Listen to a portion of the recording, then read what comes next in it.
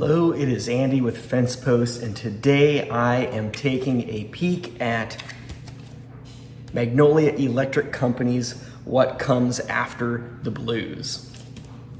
In this video, I'm going to talk a little bit about Magnolia Electric Company and its frontman, Jason Molina.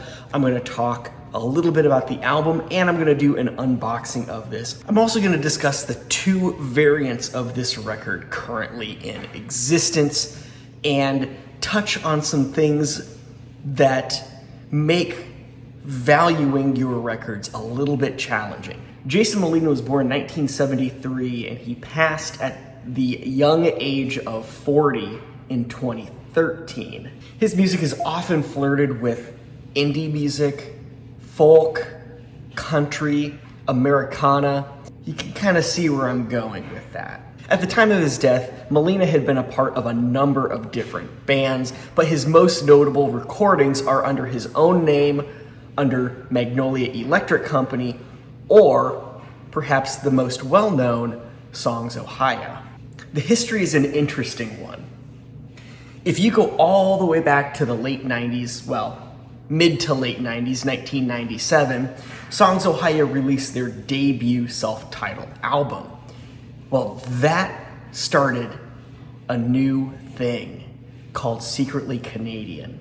Now, if you look over there in that collection, you'll find a ton of records from Secretly Canadian and similar labels. So Jason Molina had a monumental part of moving indie music forward. His first recording with the name Magnolia Electric Company actually came as a record of that name by Songs Ohio.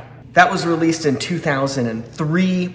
In 2005, he released What Comes After the Blues. Magnolia Electric Company is not Songs Ohio. There are different members. It's not just a name switch. In fact, he continued to record under Songs Ohio as well.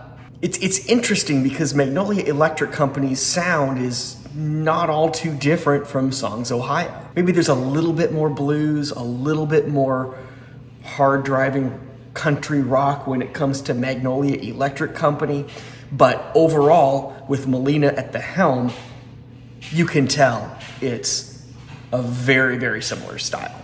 So let's take a look at the album itself. I'm not sure exactly when I purchased this. It was about 10 years ago or so, maybe a little bit less. My friend who owns a record store said, hey, I've got a guy, I'm not gonna buy any of his stuff. It's all super indie. Like, you wanna get his name and check it out? And I was like, sure, yeah, I'll take a look.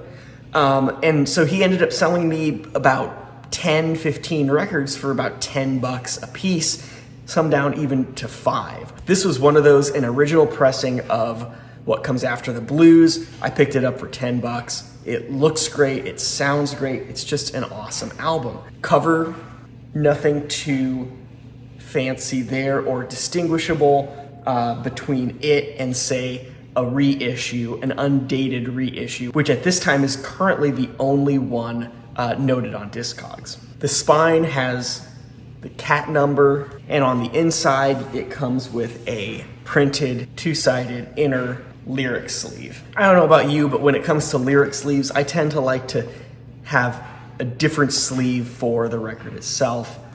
I'm picky like that. I like to try to keep these flawless as well. The vinyl itself is standard wax, nothing too thick, nothing too out of the ordinary. You've got standard labels, yellow labels with black printing, and there's no cat number or catalog number on the labels themselves. So what was I talking about earlier? The two different versions. With indie albums like What Comes After the Blues, you often have labels reissuing the albums, as with many databases for gathering information. The standard in the case of vinyl and Discogs is that the assumption is that it never went out of print. So when you get a brand new piece of vinyl, you check it on Discogs, you find, oh, look at that, it's only got one version. It must therefore be that version. If for any chance the album has gone out of print and been repressed, or if it's come close to that and gotten reissued. Well, what then? Then you have an unknown release year and a slightly different run out in the dead wax space. Dead wax space is that space right outside the label on the wax where you have etchings or stamps of some kind of note or number or whatnot. Each time a record is pressed, each time a version of a record is pressed, that tends to get changed. Sometimes it'll be related to the pressing plant, the version, the release, etc. There are currently 2 versions of what comes after the blues. This is the original. How do I know? Both have the same barcode, both have the same cat number. It's the dead wax. It's that matrix run out etching or stamp that is included right outside the label. The original pressing has the cat number SC-102. On the A side, it is etched A. On the B side, it is etched B. So SC-102A, SC-102B. And then it's followed by a circle with a U in it. That is the original pressing. As I noted, there is also a second pressing of this. The year it was issued is currently unknown per Discogs, though I'm sure someone at Secretly Canadian could figure that out. As I mentioned, with the reissue, the cat number and the barcode are the exact same. The difference comes in that run out etching. On the reissue, it has SC-102LP A or B, if it's the B side, and then it's followed by RE1. On the B side, it also has the word salt. Given this was released in 2005, the undated reissue probably came sometime after 2008, 2009, after the popularity of including download codes came into play.